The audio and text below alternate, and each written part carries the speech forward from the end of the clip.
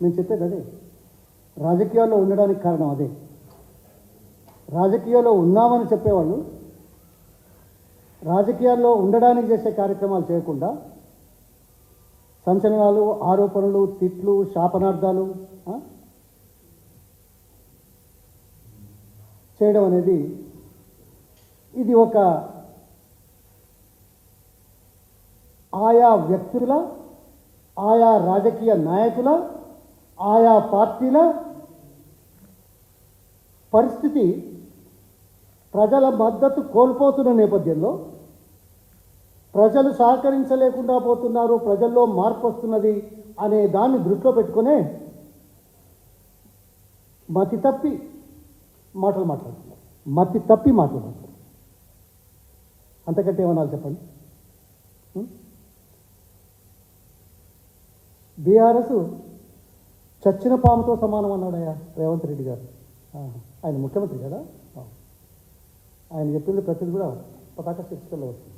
ముఖ్యమంత్రి కదా, తప్పదు కదా. బీఆర్ఎస్ చచ్చిన పాము. 60 లక్షల మంది సభ్యత్వం తీసుకొని గ్రామ గ్రామాన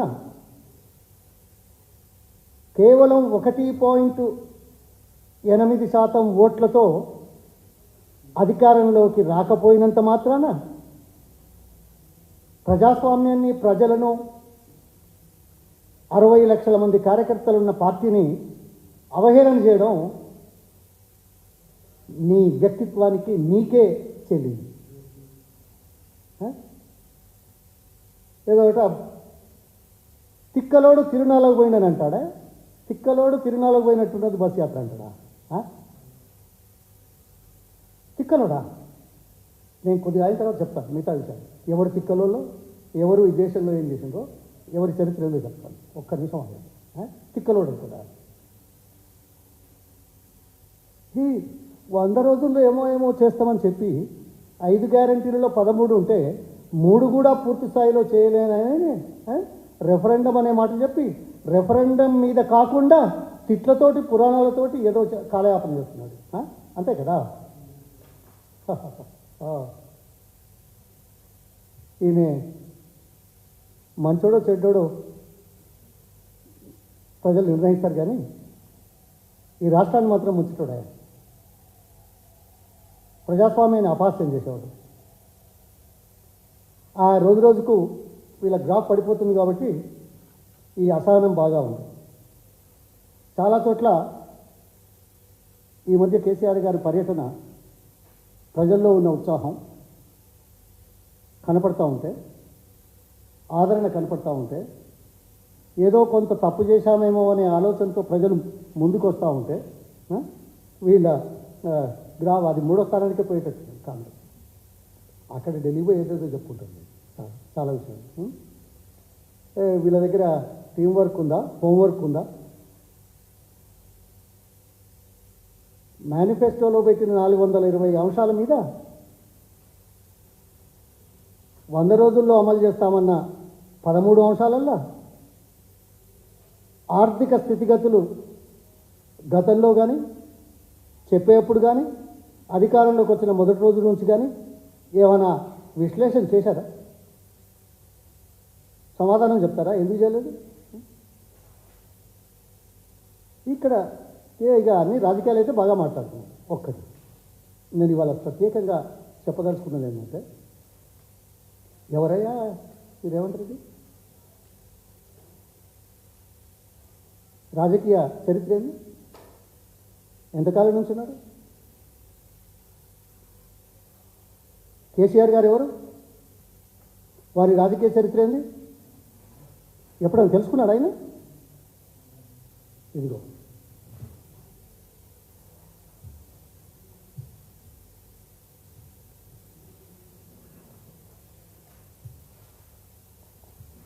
ఇది దేశంలో అత్యంత ఎక్కువ సార్లు ఒక రాష్ట్రంలో కాదు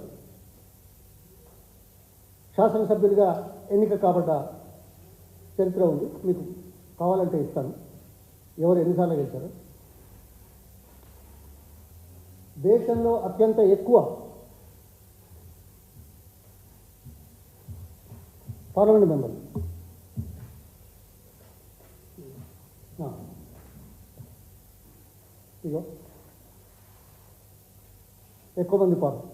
ఎక్కువ సార్లు పార్లమెంట్ మెంబర్ గెలిచారు, 9 సార్లు 10 సార్లు. ఇక్కడేమో ఎమ్మెల్యేలు ఎక్కువ కాలం అయితే ఎక్స్ కేరళ చీఫ్ మినిస్టర్ 11 పర్యాయాలు గెలిచిన సంగతి మీకు తెలుసు. అంతకంటే ముందు 13 సార్లు ఎమ్మెల్యే గెలిచిన ఒక కేరళ వ్యక్తి ఉన్నాడు. పార్లమెంటు అసెంబ్లీ కలిసి ఈ దేశంలో ఎవరైనా ఎక్కువ సార్లు గెలిచిన వాళ్ళు ఉన్నారు అంటే KCR. Number 1 in the country. I'm not joking, it's a fact, it's a history. ఇగో చూడండి, ఎమ్మెల్యేగా బై ఎలక్షన్లో కలిపి 9 సార్లు. ఈ హయ్యెస్ట్ నెంబర్ ఆఫ్ ఎమ్మెల్యేస్గా గెలిచిన వాళ్ళ దాంట్లో 9 సార్లు గెలిచిన వాళ్ళు లేరు. హయ్యెస్ట్ అని రికార్డు ఉంది, అందులో 8 సార్లదే హయ్యెస్ట్ ఉంది. ఎన్నికల్లో 9 సార్లు ఎమ్మెల్యేగా కలిసిన చరిత్ర ఈ దేశంలో మొదటి స్థానం ఆయనకే ఉంది, ఎక్సెప్ట్ కేరళ ముఖ్యమంత్రి చనిపోయాడు. ఇక పార్లమెంట్లో 9 సార్లు గెలిచిన వాళ్ళే ఎక్కువ ఉన్నారు, వాళ్ళదే ఉన్నది హైయెస్ట్. వాళ్ళు చాలా పెద్ద పెద్ద మనుషులు, అటల్ బిహారీ వాజ్పేయి, తర్వాత ఆస్కర్ ఫెర్నాండెస్ అండ్ ఈయన ఎవరు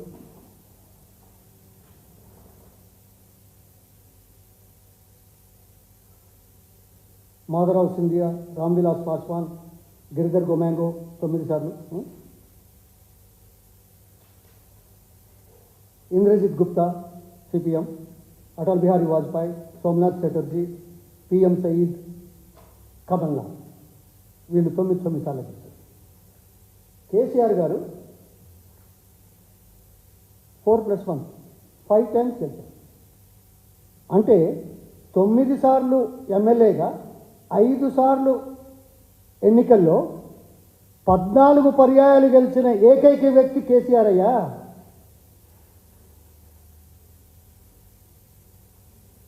అది కూడా గెలవడం, ఓడిపోవడం కాదు. 14 సార్లు. నువ్వెక్కడా, నీ చరిత్ర ఎక్కడా, నీ అనుభవం ఎక్కడా? అంతేనా? మంత్రిగా సెంటర్లో పనిచేశారు, రాష్ట్రంలో 2 పర్యాయాలు మంత్రిగా, ఒక పర్యాయం ఉపసభాపతిగా పనిచేశారు. నీ చరిత్ర ఎక్కడ? ప్రజాస్వామ్య పద్ధతుల్లో ప్రజల మద్దతు సేకరించి ప్రజలు ఒప్పుకున్న ప్రజాప్రతినిధిగా, దేశంలో మొదటి వ్యక్తిగా ఉన్న ఒక వ్యక్తి తెలంగాణ కోసం పోరాటం చేసి పోరాట స్ఫూర్తిని ప్రజల్లోకి తీసుకెళ్ళగలిగి అతి కొద్ది సమయంలో తెలంగాణ సాధించడానికి చేసిన కృషి మనకు కనపడదు. మనం తుపాకులు పెట్టుకుని తెలంగాణ కావాలని మీద పోయినా ఉన్నాం. మనకేం తెలుసు? ఇక వచ్చింది, పార్టీ పెట్టాడు, ప్రజల మద్దతుతో ఎన్నిసార్లు గెలిచాడు కదా, పార్టీ పెట్టాడు, తెలంగాణ ఇచ్చారు కదా గత్యంతరం లేక. ఇచ్చిన తర్వాత కూడా ప్రజలు ఆదరించారు కదా. ఆదరిస్తే 10 సంవత్సరాల ముఖ్యమంత్రిగా పనిచేసిన వ్యక్తిని ఏం బాధ్యత మాట్లాడతావయ్యా?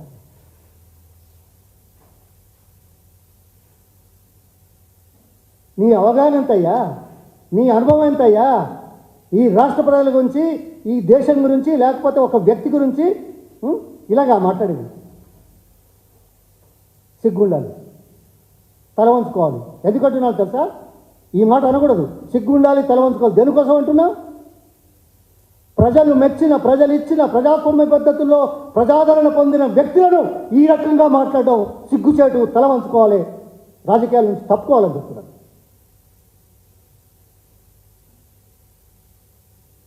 వాస్తవం కదా? నువ్వు దేన్ని గుర్తిస్తావు? రాజకీయాలు ప్రజల అభిమానమే కదా, ప్రజల మద్దతునే కదా, దానికోసమే కదా ఈ నాటకాలన్నీ, ఈ రంగులన్నీ, పూటకో మాట మాట్లాడేది, ప్రజల దృష్టి మరల్చడానికి చేసేది కదా. ఓకే, అధికారంలోకి రావడానికి ఏదో నాటకాలు వేస్తున్నారని ఎవరైనా అనుకుంటారు, కాదనేది లేదు. కానీ అధికారంలోకి వచ్చిన తర్వాత 100 రోజుల్లో నేను గుట్టు బయటపడిపోయింది కదా. 7,700 కోట్లు రైతు బంధు ఇప్పటికీ పూర్తి స్థాయిలో ఇయ్యలేని దౌర్భాగ్య స్థితిలో ఉన్న ఈ ప్రభుత్వం, ఈ ముఖ్యమంత్రి హామీ ఆగస్టు 15 వరకు 40,000 కోట్లు ఇస్తాడట. అయ్యా మళ్ళీ నిన్న ఇంకోటి కొత్త చెప్పిండు. ఏమని? కౌలు రైతు ఉన్న రైతు బంధు ఎందుకు తీయలేదు? కౌలు రైతు ఎంతమంది ఉన్నారు తెలుసా? నా రిపోర్ట్ ప్రకారం, ఒక సర్వే ప్రకారం 1/3 ఆఫ్ ది ఫార్మర్స్ ఆర్ కౌలు రైతులు. ఎకరం నుంచి 2 ఎకరాలు, 5 ఎకరాలు, 6 ఎకరాలు చేసేవాళ్ళు ఉంటారు. ఈయన రైతు బంధులో మార్పులు చేద్దాం అనుకుంటున్నాడు. ఓకే చేద్దాం అనుకుంటే అంటే మొదలైతే ఇస్తాను కదా. 5 ఎకరాలు ఉన్న వాళ్ళకి ఇంకా రాలేదు. ఏమంటాడు పబ్లిక్ మీటింగ్లో? 5 ఎకరాల కంటే ఎక్కువ ఉన్న వాళ్ళు 5 లక్షల మందే ఉన్నారంట. ఓహో, ఈ 5 లక్షల మంది ఇప్పుడు చెంపదెబ్బ పెడితే తెలుస్తుంది, మిగతా వాళ్ళకు రాలేదు. ఇదా బొంకుడు మాటలు? దీంతోటేనా రాజకీయం? దీంతోటేనా ప్రభుత్వాన్ని నడిపేది? ఏ సబ్జెక్టు తెలుసాయనైతే? కేంద్రంలో మంత్రిగా, రాష్ట్రంలో 2 పర్యాయాలు మంత్రిగా, ఉపసభాపతిగా, 1978 నుంచి ఒక రాజకీయ నాయకుడిగా ఉన్న వ్యక్తి మీద గౌరవంతో మాట్లాడి మీకు ఇచ్చిన అవకాశం సద్వినియోగం చేస్తున్నాడు. వద్దటమా? ఏదోనట కారు గాలిపోయిందట, బస్సు ఎక్కిందట, ఇప్పుడు ప్రజల దగ్గర పోతున్నాయట. ఏం మాటలయ్యాలి? మనుషువేనా? ప్రజల దగ్గర పోందే ప్రజలు ఓట్లేశారా? 14 పర్యాయాలు ఊరికే గెలిచారా? వట్టి మాటలు కట్టిపెట్టాయి నీ నైరాశ్యతకు, నీ దీనికి. ఇక ఆయన వచ్చి ఏవేవో అంటున్నాడు, దోస్తున్నాడు, తిన్నాడు. ఇక చెప్పాలి కదా, నమ్మించాలి కదా. మీ సంగతి మాకు తెలియదా? రాజకీయాల్లో ఎవరేం చేస్తున్నారు కనపడడం లేదా? కాంగ్రెస్ పార్టీలో ఏం చేస్తున్నారో కనపడడం లేదా? ఉన్నాయే 3 రాష్ట్రాలు. ఒక రాష్ట్రం అప్పుడే ముక్కు కుమ్మినట్టు అయింది. ఇక ఊరుతుందో మరి ఏమవుతుందో తెలియదు, సర్జరీ అవుతుందో తెలియదు నాకు. ఇక ఇవి 2 ఏటీఎంలు లాగేవా? ఇది కాదంటారా? ఎవరైనా కాదంటారా? రాజకీయాల్లో ఉన్న వాళ్ళు ఎవరైనా కాదనగలుగుతారా? రాజకీయాల్లో ఇది వాస్తవం కాదా? నువ్వా మాట్లాడదు? మంచిదే, ప్రజలకు ఇచ్చిన హామీలు నిలబెట్టు. గర్వంగా నేను చెప్పినా అని చెప్పి ఇంకేం మాట్లాడకుండా 5 హామీలు ఇచ్చినాం, 5 హామీలు చేసినాం ప్రజల దగ్గర పోయి మాట్లాడు. ఆ 5 హామీలలో 13 ఇష్యూలు ఉన్నాయి. అవునా కదా? ఒక కొనుగోలు కేంద్రాల దగ్గర ఏం జరుగుతున్నదో, పంట నష్టం ఎంత జరిగిందో, కరువు ఎందుకు వచ్చిందో, నీళ్లు ఎట్లా పోయినాయో, నీళ్లు పోతూ ఉంటే చూసుకుంటే ఎవరు కూర్చున్నారో, తేలిపాడు నుంచి నీళ్లు పోతూ ఉంటే చూసుకున్నది ఎవరో, రాష్ట్ర ప్రయోజనాలను చూడలేని, కాపాడలేని, అడ్డుకోలేని దౌర్భాగ్యపు రాజకీయ నాయకుల పరిపాలన ఎలా ఉందో చూస్తున్నారు ప్రజలు.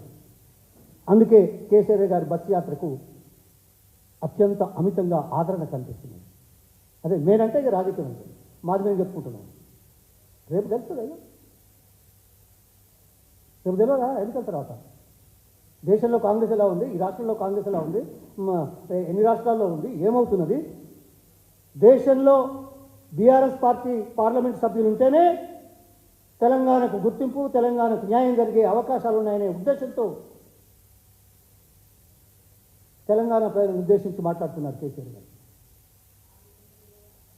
మన ఉనికికి, మన ఆత్మగౌరవానికి, మన హక్కులకు సాధించుకోవాల్సిన విషయాల మీద పోరాటం చేయడానికి పార్లమెంట్ ఒక వేదికగా కావాలనే మంచి సందేశాన్ని ప్రజలకు ఇచ్చే నేపథ్యంలో నువ్వు ఇచ్చేదేందయ్యా? నువ్వు మాట్లాడుతున్నదేమయ్యా?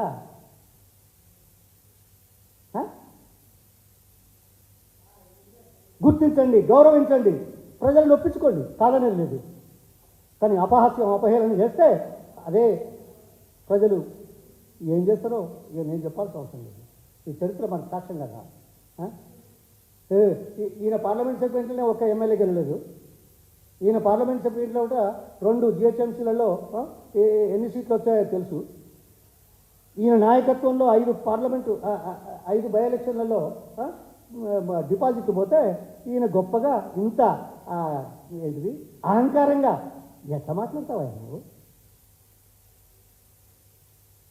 ఇలా మాట్లాడడం దేనికి సంకేతం? ప్రజలను అవమానపడుతున్నట్టు, ప్రజలను అవహేళన చేస్తున్నట్టు, ప్రజాస్వామ్యానికి వ్యతిరేకంగా మాట్లాడుతున్నట్టు, ప్రజలు గుర్తించిన వ్యక్తుల మీద మాట్లాడడం ప్రజలను అవమానపరిచినట్టుగా గుర్తించబడుతున్నది. ఇది రాష్ట్ర ముఖ్యమంత్రి గారి పర్యటన విషయాలు, చెప్తున్న విషయాలు, దానికి సమాధానంగా నేను చెప్పగలిగింది. ఇంకా చాలా ఉన్నాయి, ఇంకా రోజులు ఉన్నాయి. తప్పనిసరిగా మేము ఊరుకునే వాళ్ళం కాదు. రాజకీయాల్లో వచ్చింది ప్రజల కోసం వచ్చింది, లేకపోతే ఎన్ని రోజులు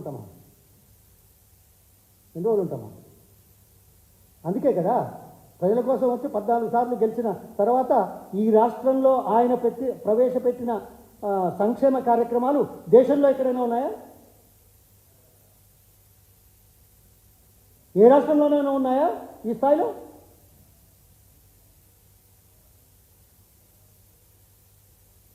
ప్రభుత్వ సొమ్ము ప్రజల చేతుల్లో పెట్టడానికి ఈ రాష్ట్ర ముఖ్యమంత్రిగా ఈ 10 సంవత్సరాల్లో కేసీఆర్ గారు విశేషమైన కృషి చేశారు. అందుకే తెలంగాణ అన్ని రాష్ట్రాల కంటే ముందుంది. అందుకే తెలంగాణ తలసరి ఆదాయం పెరిగింది. అందుకే తెలంగాణ జిఎస్పీ అమితంగా పెరిగిపోయింది ఊహించిన దానికంటే. అందుకే తెలంగాణలో 70-80 లక్షల టన్నుల ఆహార ధాన్యాలు మాత్రమే పండే స్థితిలో ఉంటే 3 కోట్ల టన్నుల ఆహార ధాన్యాలు పండించే స్థాయి తీసుకురావడం ఏదో చిట్కలేస్తే అయిందనుకుంటున్నావు? నువ్వు మాట్లాడితే అయిందనుకుంటున్నావు? ఎవరినో వెదవా అంటే అవుతుంది అనుకుంటున్నావు?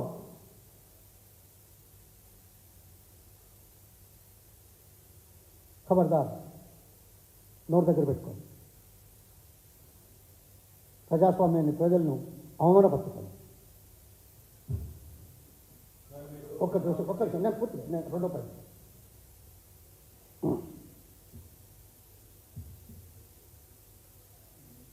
ఎవరో ఇవాళ ఏదో కాళేశ్వరం మీద ఒక ఆర్టికల్ వచ్చింది. రోజు వస్తున్నాయి. ఒకవైపు జస్టిస్ వచ్చాడు, వారేమన్నారో కూడా చదువుతున్నాం. అంతకుముందు కేంద్ర కమిటీలు వచ్చాయి, జడ్జిలను పెట్టారు, ఎంక్వైరీ జరుగుతున్నది. రిపేర్స్కి ఏం చేయాలన్న దాని మీద కొన్ని చర్చలు జరుగుతున్నాయి. ఇంకా దురదృష్టం. ఈ నేపథ్యంలో ఎవరో ఒకరు ఎక్కడో దేశంలో అక్కడ ఆ స్థాయిలో ఢిల్లీలో ఉన్నాయని ఏదో ఆర్టికల్ రాసి దాని మీద ఏదో మాట్లాడుతుంది. ఇది సాంకేతిక విషయం. దానికి అనుగుణంగా చర్యలు తీసుకుంటున్నాం. ఎంక్వైరీస్, రిపేర్స్, చట్టబద్ధత ఏంటి, వ్యవస్థ, ఎవరి ప్రమేయం, ఎవరి ప్రాధాన్యం, ఇదంతా ఉంటుంది. కానీ ఎవరో పెద్ద మనిషి రాసిండు, ఆయన అందులో సెంట్రల్ వాటర్ దాంట్లో అందులో ఉన్నాడు అని తోడ్పాటు. అసెంబ్లీనే central water commission Pranahita Chevella ప్రాజెక్టులో తొమ్మిడిహెట్టి దగ్గర ఎన్ని నీళ్ళు వస్తున్నాయనేది చాలా స్పష్టంగా రాసిన విషయం. పదే 100 సార్లు చెప్పినప్పటికీ కూడా ఎవరో ఒకరు మేధావనుకొని విశ్లేషణ చేసే శక్తి ఉన్నదని ఆయన రాసి అది కాదు అని వాస్తవాన్ని అబద్ధంగా చెప్తున్నారు. డిజైన్ మంచిది కాదని ఈ పెద్ద మనిషి చెప్తున్నారు. నేను ఆయన మీద మాట్లాడడం మంచిది కాదేమో, కానీ ఏం చేసావయ్యా? 8 ఏళ్ళ నుంచి కేంద్రంలో ఉండి కేంద్ర ప్రభుత్వానికి ఎందుకు చెప్పలే? నువ్వు రాష్ట్ర ప్రభుత్వానికి సూచన ఎందుకు చేయలే? నీ అర్హత లేదు ఏం చేయడానికి కూడా, నాకు తెలుసది. అయినా చేయకుండా ఇలా పత్రికల్లోకి ఎందుకు వెళ్తున్నావు? అంటే కొమ్ముగా వస్తున్నావా? ఎవరు ఎందుకు మాట్లాడతారో మాకు తెలియదా? చరిత్ర లేదా? ఎవరు ఎందుకు ఎప్పుడు మాట్లాడుతున్నారు? ఆ మాత్రం అర్థం చేసుకుండా ప్రాంతానికి, ప్రజలకు సేవ చేసే విషయంలో చేసే కార్యక్రమాలు ఎందుకు చేస్తామో మాకు తెలుసు. ముందు చూపుతోటి ఏది ముందు చేయాలి అవగాహన చేసుకోలేక, దూరదృష్టి లేక, సంకుచిత రాజకీయ ప్రయోజనాల కోసం తలొగ్గే సాంకేతిక నిపుణులు కానీ ఇతర రాజకీయ నాయకులు కానీ మీతోనా అభివృద్ధి అయ్యేది?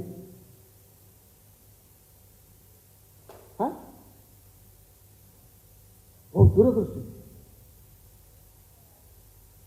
అవకాశం, ప్రజలు ఏ రకంగా మేలు చేయాలి ఆలోచన ఎవరికి వస్తుంది? దురదృష్టితో ఉన్న నాయకత్వానికి వస్తుంది. చిల్లరగాల గ్రాఫ్ వాడు ఎంత గొప్పడైంది, ఏదో ఫీల్డ్లో నంబర్ 1 ప్రపంచంలో అయింది. ప్రజల విషయాలు, ప్రజల అవసరాలు, ప్రజల సౌకర్యాలు, ప్రజల సంక్షేమం ప్రజల్లో ఉండేవాళ్ళకి చెప్తుంది.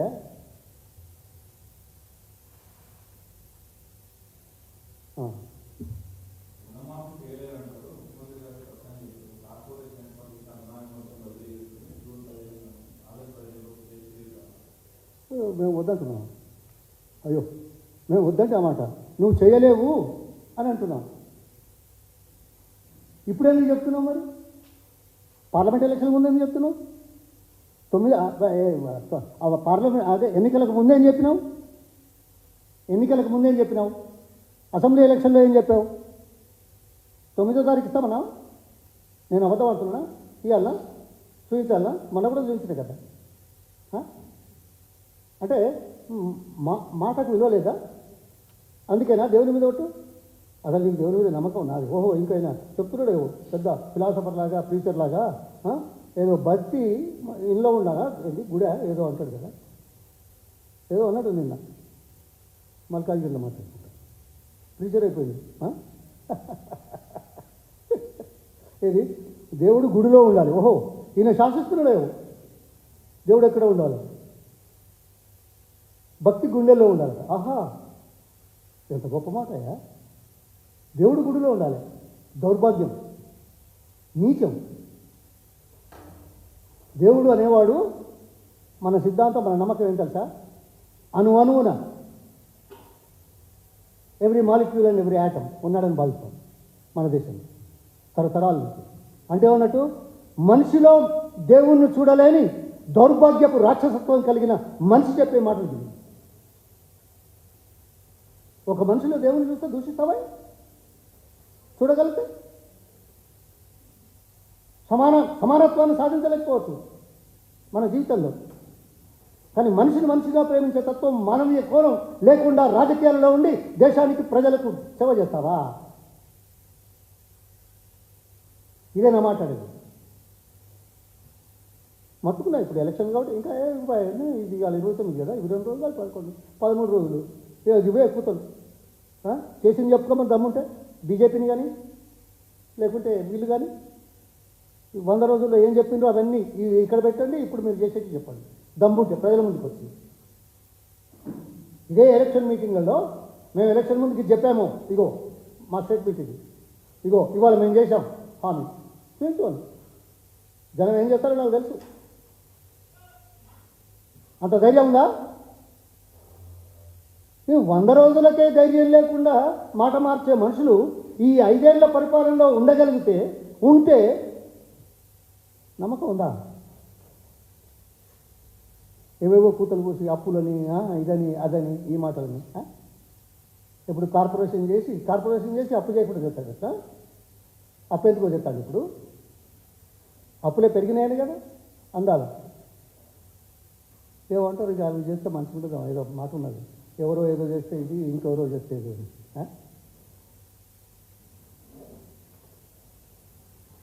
ధన్యవాదాలు సార్.